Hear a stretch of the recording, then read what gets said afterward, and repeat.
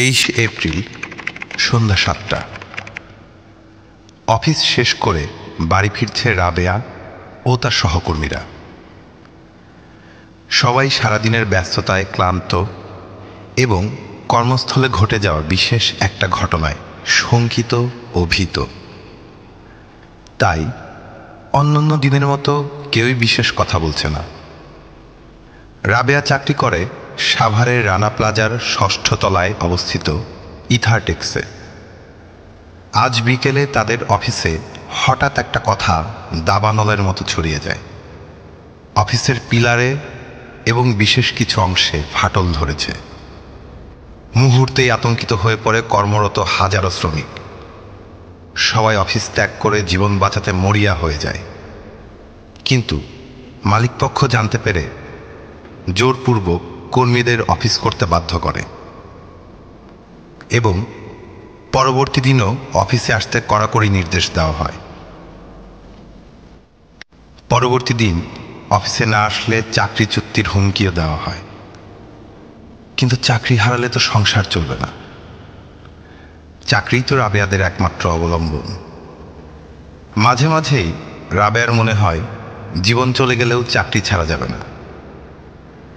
বাধ্য হয়ে সব দুশ্চিন্তা ও শঙ্কা একপাশে রেখে ঘুমাতে যায় রাবেয়া, নতুন ভোরের অপেক্ষায়। রাবেয়া এবং অন্যান্য কর্মীরা সকালের নতুন আলোয় নতুন উদ্যমে রানা প্লাজার ইথারটেক্সের অফিসে প্রবেশ করে। 6ষ্ঠ তলার ইথারটেক্স সহ অন্যান্য প্রতিষ্ঠান তাদের প্রাত্যহিক কার্যক্রম শুরু করে। 8:45। রানা প্লাজায় অবস্থিত সবাই হঠাৎ তীব্র একটা ঝাঁকুনি অনুভব করে। আর তারপরই সে এক বিভীষিকা। দেশের ইতিহাসে সর্বকালের ভয়াবহ শিল্প দুর্ঘটনা চাক্ষুষ করে পুরো জাতি। চোখের পলকে ধ্বংসস্তূপে পরিণত হয় রানা প্লাজা। ধ্বংসস্তূপের নিচে চাপা পড়ে হাজারো অসহায় মানুষ। মুহূর্তেই সারা বিশ্বে ছড়িয়ে পড়ে এই ভয়াবহ বিপর্যয়ের ঘটনা। সাভার এলাকায় অবস্থানরত সবাই মুহূর্তেই ঝাঁপিয়ে পড়ে উদ্ধার কাজে। সেই সাথে দ্রুত সেখানে পৌঁছে যায় ফায়ার সার্ভিস, বিজিবি, আর্মি সহ অন্যান্য সরকারি এবং বেসরকারি সংস্থা। কেউ তখন নিশ্চিত নয় আদৌ সেই ভয়াবহ ধ্বংসস্তূপের নিচে কেউ বেঁচে আছে কিনা।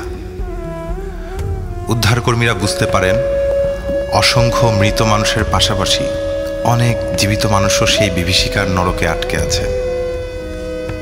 শুরু হয় উদ্ধার কাজ।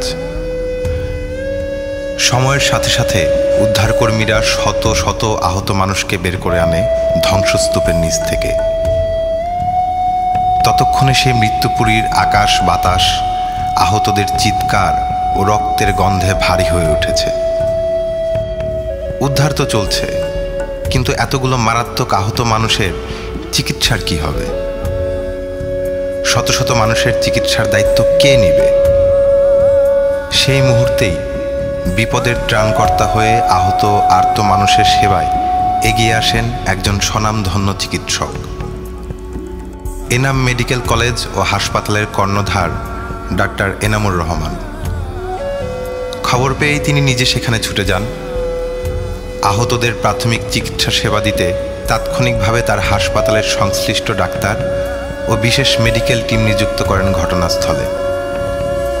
শুধুমাত্র প্রাথমিক চিকিৎসাই নয়, প্রয়োজনীয় যাবতীয় চিকিৎসার ভার নিজের কাঁধে তুলে নিয়ে নিজের হাসপাতালকে রানা প্লাজার আহত মানুষদের সেবায় উন্মুক্ত করে দেন। আহত দুস্থ গার্মেন্টস কর্মীদের পরিবারের সদস্যরা কৃতজ্ঞ চিত্তে ভিড় করে এনাম মেডিকেল কলেজ ও হাসপাতাল প্রাঙ্গণে। সাভারের সর্বাধুনিক হাসপাতালে বিশেষ পরিচর্যায় চিকিৎসা কার্যক্রম শুরু হয়। ডাক্তার এনামুর রহমানের বিশেষ নির্দেশে দিনরাত এক করে আহতদের প্রয়োজনীয় সর্বাধুনিক চিকিৎসা সেবা প্রদান করা হয় একদম বিনামূল্যে। প্রায় 3000 আহত মানুষকে উদ্ধার করে যথাযথভাবে নিবিড় পরিচর্যায় চিকিৎসা সেবা প্রদান চলতে থাকে বিরতিহীনভাবে। এদিকে সমস্ত বিশ্বেই এই ঘটনায় শোক প্রকাশ ও দায়ী ব্যক্তিদের উপযুক্ত শাস্তির আওতায় আনার দাবি তুলে ধরা হয়। দেশের পোশাক শিল্পের সুরক্ষা ব্যবস্থা নিয়ে প্রশ্ন ওঠে। নেতিবাচক একটা ইমেজ গড়ে ওঠে দেশের গার্মেন্টস শিল্পকে ঘিরে।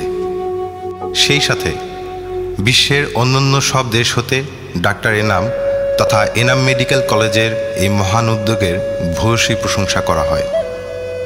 দুই হাত তুলে আবেগ ও কান্নাজড়িত কণ্ঠে এই প্রতিষ্ঠানের জন্য ও ডক্টর এনামুর রহমানের জন্য দোয়া করেন আহতদের অসহায় পরিবার ও স্বজনেরা। সর্বোচ্চ প্রয়োজনীয় চিকিৎসা সেবা ও নিবিড় পরিচর্যায় সময়ের সাথে সাথে ধীরে ধীরে সুস্থ হয়ে ওঠে রাবেয়া সহ অগণিত অসহায় গার্মেন্টস কর্মী ও আহত মানুষ। রানা প্লাজার ট্র্যাজেডির 10 বছর হয়ে গেছে, কিন্তু সেই দুঃস্বপ্নময় বিভীষিকা ভুলে রাবেয়া সহ আরও অনেক বেঁচে ফেরা মানুষ স্বাভাবিক জীবনে ফিরতে পারেনি আজও। রাবেয়ার অগণিত সহকর্মী লাশ হয়ে ফিরেছে সেই একই ঘটনায়। অসংখ্য পরিবারের স্বপ্ন ও বেঁচে থাকার অবলম্বন সেদিন রানা প্লাজার মৃত্যুপুরীতে হারিয়ে গেছে। সাভারের জনগণ ভালোবেসে তাদের আস্থা ও ভরসার কাণ্ডারি ডাক্তার এনামুর রহমানকে জনগণের সেবা করার সুযোগ দিয়েছেন এবং জাতীয় সংসদ নির্বাচনে টানা 2 বার ঢাকা 19-এর সংসদ সদস্য হিসেবে নির্বাচিত করেছেন। ডাক্তার এনামুর রহমান দেশপ্রেম ও মানুষের সেবায় নিজেকে উৎসর্গ করার কারণে দেশরত্ন মাননীয় প্রধানমন্ত্রী ও বঙ্গবন্ধু কন্যা শেখ হাসিনার আস্থাভাজন হয়েছেন। ত্রাণ ও দুর্যোগ মন্ত্রণালয়ের প্রতিমন্ত্রীর গুরুদায়িত্বপ্রাপ্ত হয়ে নিরলসভাবে সমগ্র দেশ ও সাভারবাসীর দুর্যোগ মোকাবেলায় অক্লান্তভাবে কাজ করে চলেছেন।